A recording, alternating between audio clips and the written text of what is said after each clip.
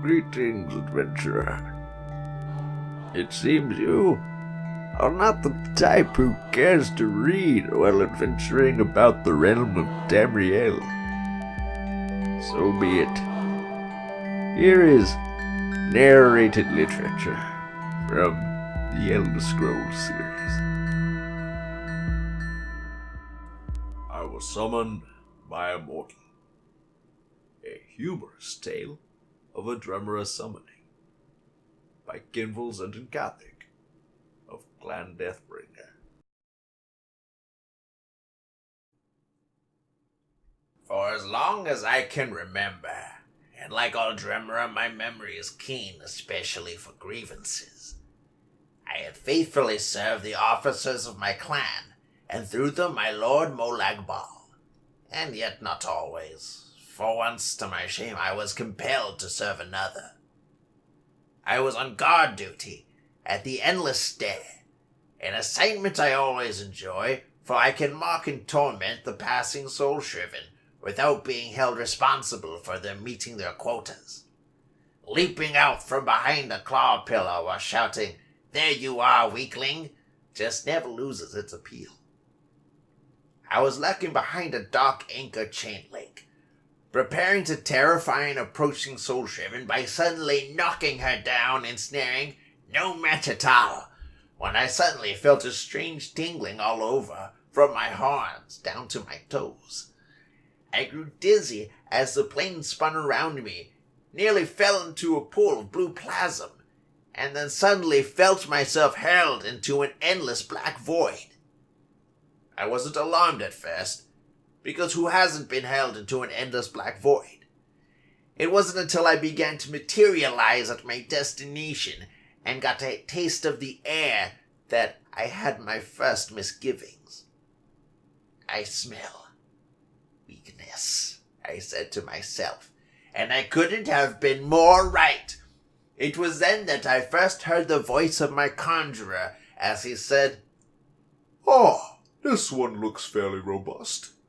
And the full horror of my situation broke upon me, for I had been summoned to do the bidding of a mortal.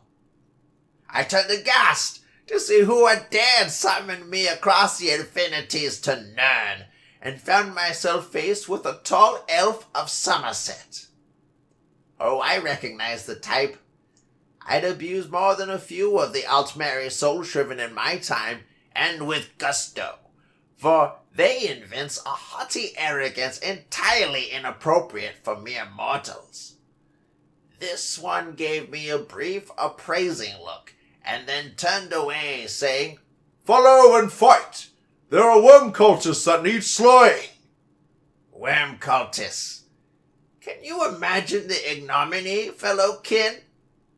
Not only had I been conjured away from my duty by one of the hated elven mortals, but I must serve him by slaying the minions of Manamako, our dread lord's lieutenant and viceroy-to-be.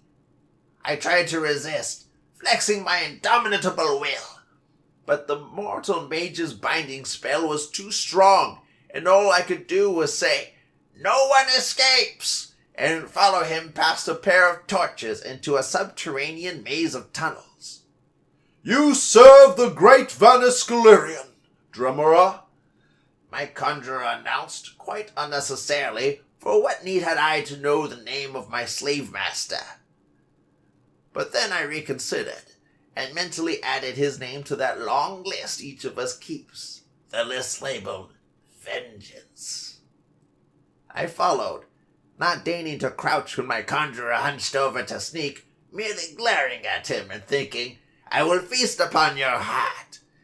In truth, however, it was as well that I had this Elvanus to follow, for the tunnels were many and twisting, and though we Dremor are fearless, relentless, and unparalleled among warriors throughout Oblivion, our sense of direction is rather poor. When doing courier duty, I've been known to lose my way right in the middle of the moonless walk and wind up back at the lightless oubliette where I started. In time, this Vanus began to pause frequently, listening, which only increased my irritation and impatience. Finally, he stopped with a shh to me, which was completely unfair, as I hadn't said a word. But I realized why he'd stopped when I suddenly heard human speech from the tunnel ahead. Hesitating nearly an instant, I drew my greatsword and rushed forward, crying, "A challenger is near!" The elf cursed and followed, but he had only himself to blame. I was following his orders exactly. The next minute passed in the red fury that all true Drummer feel when they enter battle, but my usual enjoyment of bloody slaughter was tainted by the knowledge that I was killing those my dread lord would prefer I didn't, and frankly that just ruined the whole experience for me. As I lopped off the limbs and heads of the worm cultists, I was aware of the energies of the elf's powerful magics crackling past me, incinerating the more distant enemies. But I was too mortified to enjoy the orgy of destruction. The elf came striding up as I subdivided the final worm anchorite, gloating, "So much for them! Take that, Manamako!" "There could be no other end," I replied sourly, then felt a strange tingling again as the conjuration that had brought me to Nern began to weaken.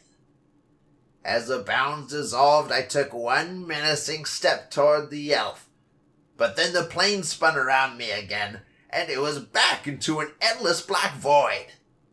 When I came back to my senses, I was lying in a pool of turquoise slime, looking up at the smiling face of my superior, Kinreeves Oxorkig. "So, Sergeant Karthik," he snarled, "straying from your post when on duty, eh? It's the scatterings for you, my lad." "But Kinreeve," I cried, leaping to attention. "I couldn't help it. I was conjured, summoned to Nern, by a mortal." Dalcorking smiled even wider. "And there'll be an extra chef scathing for telling me such a hornless lie. Now mark, Sergeant Karthik," he shouted, thumping me with his truncheon. "Left, right, left, right, left, right." I hate it when Zalkorkik smiles. Kinreeve or not, his name's going on my list.